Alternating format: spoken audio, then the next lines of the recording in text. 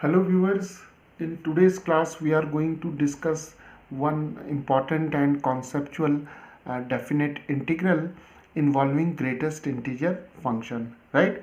So here I am taking a very elementary problem in definite integrals involving greatest integer function, right? And this problem will be useful for those who are just beginners in solving definite integrals involving greatest integer function, right? So let us start. Now viewers, here we have the definite integral, that is 0 to 1, and this symbol is for greatest integer function. So we have greatest integer of x cube plus 2, right? So our integrand, which may be denoted by the function f of x, is greatest integer x cube plus 2, right? So we have to find the value of this definite integral, right? So now let us call this integral as I, right?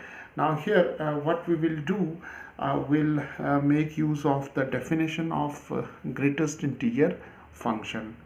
But before doing this, let us first make the use of substitution method. So here what we will do, we'll take t is equal to x cube plus 2, right? So we'll assume the expression which is inside these two square brackets, that is x cube plus 2, is assumed to be equal to the variable t, right? So here we'll change the variable from x to t. So t is equal to x cube plus 2, so therefore x cube is now equal to t minus 2, and x is t minus 2 raised to 1 over 3, right? So now here we have the value of x in terms of t, right? Okay, so now let us change the limits accordingly. So here we have x is equal to 0 as the lower limit. So when x is 0, then t is equal to 0 cube. Here we'll take or we'll put x equal to 0. So this is 0 cube plus 2, that is simply 2. And when x is 1, which is the upper limit, so x is 1, so t is 1 cube plus 2, so this is 1 plus 2, 3, right? So we see that here x varies from 0 to 1, right? So t varies from 2 to 3. So now viewers, our this integral, it would take the form, here we have 0 to 1, so now we'll have t is equal to 2 to t is equal to 3, because we are changing the variable x to t, and for x cube plus 2 we have t, so here we have greatest integer of t. And for dx, right, see, we have to find dx. So what we will do, we'll differentiate this function, that is x, with respect to t. So dx over dt is equal to the derivative of t minus 2 raised to 1 over 3, right? And from simple differentiation, we know that the derivative of t minus 2 raised to 1 over 3 is 1 over 3 t minus 2, and here we have minus 2 over 3, because here we have applied the rule, that is d by dx of x raised to n is nx n minus 1, and we have used the chain rule, right?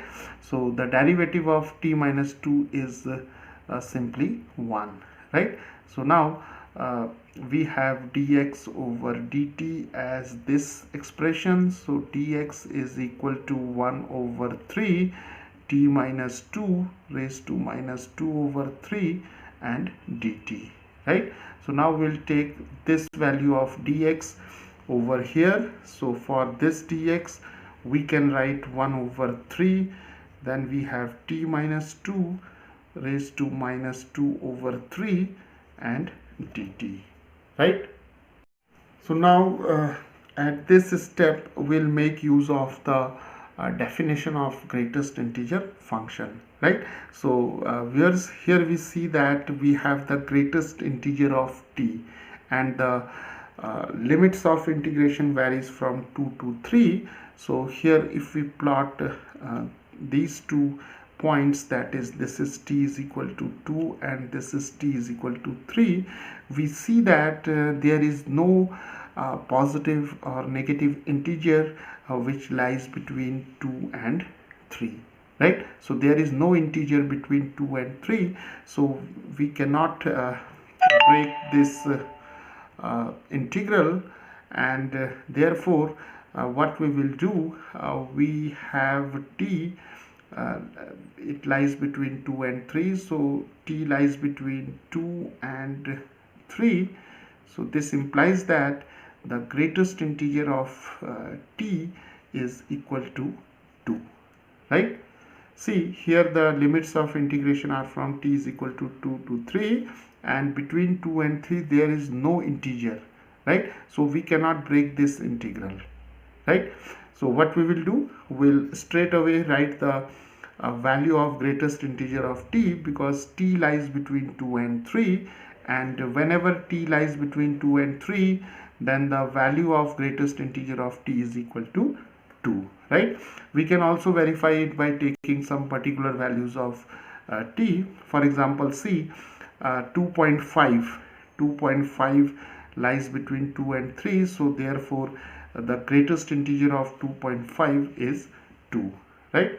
So here for greatest integer of t we can write 2. So now this integral becomes 2 to 3. Here we have 2, then we have 1 over 3 t minus 2 raised to minus 2 over 3, and here we have dt. So now we can write this integral as taking 2 over 3 outside the integral. So we have 2 to 3, and here we have t minus 2 raised to minus 2 over 3 dt, right? So now this is a very simple integral. We can solve it directly, but here for the sake of new learners, we can solve it by method of substitution, right? So what we will do, we can take u as t minus 2, right? So when u is t minus 2, du is equal to dt, and moreover the limits of integration are from 2 to 3. So when t is 2, we have u is equal to 2 minus 2, that is 0.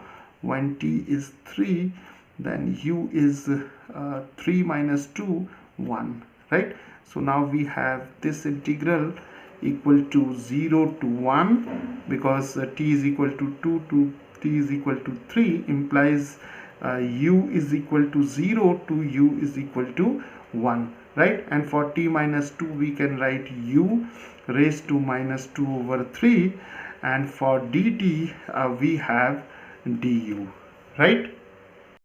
So now we can easily solve this integral, and we can use the result, that is integral of x raised to n dx is x raised to n plus 1 over n plus 1, where n is not equal to minus 1, right?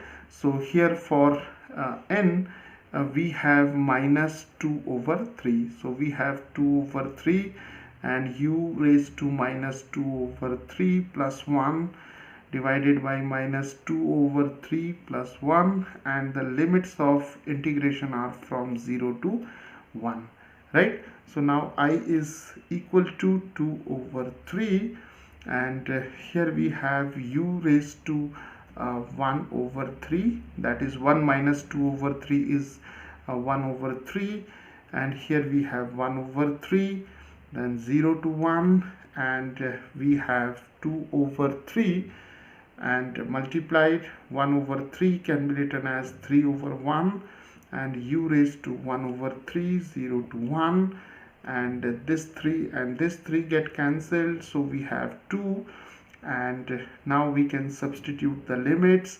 So we have 1, u is equal to 1, so 1 raised to 1 over 3 minus 0, and this is 2 times 1 minus 0, that is 2, right? So the value of this integral is equal to 2, right? So viewers, this is how we solve this important and conceptual problem in definite integrals involving greatest integer function.